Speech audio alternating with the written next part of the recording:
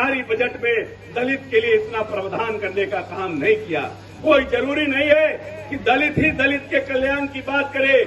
राष्ट्रपिता महात्मा गांधी ने सबसे पहले छुआछूत पर प्रहार किया था कि छुआछूत एक सामाजिक कुरीति है। राष्ट्रपिता महात्मा गांधी दलित नहीं थे, लेकिन अगर दलितों के हित की रक्षा करने वाला कोई व्यक्ति इस प्रदेश में लंबे समय के बाद आने का काम किया है, वो हम लोगों के नेता माननीय नीतीश कुमार हैं। उन्होंने इस प्रदेश में दलित बच्चों के पढ़ने के लिए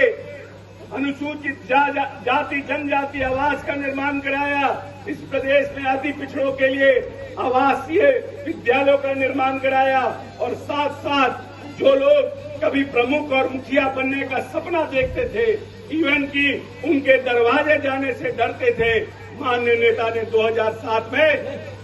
पंचायती राज के चुनाव में जो लोग मुखिया के दरवाजे जाने से डरते थे, जो लोग सरपंच के दरवाजे जाने से डरते थे कि पता नहीं हमको उतना सम्मान मिल पाएगा कि नहीं मिल पाएगा,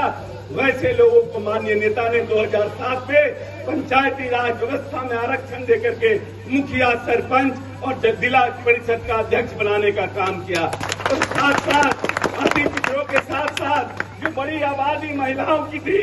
लड़कियों की थी, उनको भी आरक्षित करने का काम किया और एक नई राजनीतिक पीढ़ी की शुरुआत की है। इसलिए जो व्यक्ति हमारे लिए काम कर रहा है, जो व्यक्ति हमारे आने वाली पीढ़ी के लिए चिंतित है, सोच रहा है, जिसने बजट का प्रावधान किया है, उसके मनोबल को बढ़ाने के लिए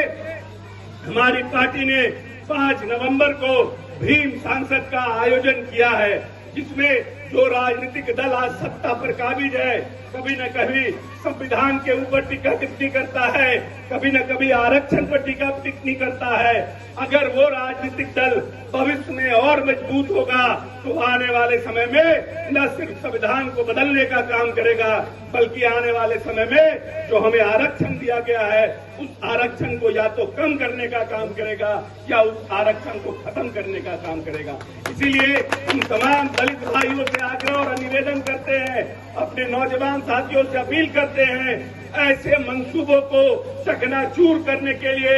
ऐसे इरादों को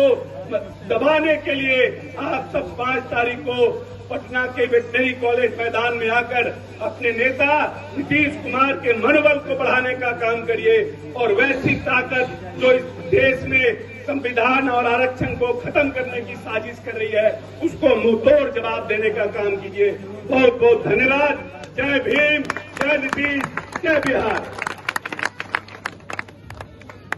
मंत्र दिया कि हम न्याय के साथ विकास करेंगे। न्याय के साथ विकास का मतलब जो लंबे समय से लोग, जो बड़ी आबादी हाशिए पर पड़ी थी, जिनको आर्थिक रूप से, सामाजिक रूप से और राजनीतिक रूप से जो एक लंबा संघर्ष कर रहे थे इस प्रदेश में, उस आजादी को पाने के लिए, जिस आजादी की घोषणा तो 70 वर्ष पहले हुई, लेकिन उनको वो समानता का अधिकार नहीं मिला, वैसे लोग वो माननीय नेता ने इस प्रदेश में 2005 में आने के बाद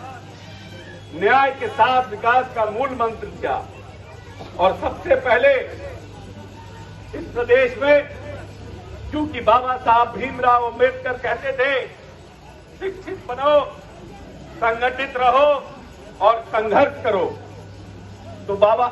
नीतीश कुमार ने बाबा साहब और महात्मा गांधी के सपनों को साकार करने के लिए इस प्रदेश में सर्वे कराया कि कितने बच्चे हमारे स्कूल के बाहर पढ़ते हैं, हमारी सरकारी विद्यालयों में नहीं आते हैं। माननीय नेता को पता चला कि 10% बच्चे स्कूल के बाहर हैं और 10% बच्चे किसके हैं? 10% बच्चे अति पिछड़ों के हैं, दलितों के हैं और अल्पसंख्यक समुदाय के हैं। माननीय नेता ने 35,000 प्राथमिक विद्यालयों का निर्माण कराया और ये प्राथमिक विद्यालय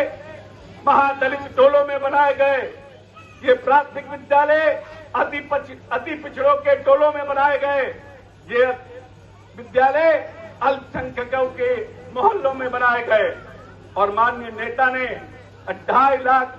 अतिरिक्त वर्ग कक्ष का निर्माण कराया और इस प्रदेश में विकास मित्र, टोला सेवक और तालबी मरकज का गठन करके उन बच्चों को स्कूल में लाने का काम किया।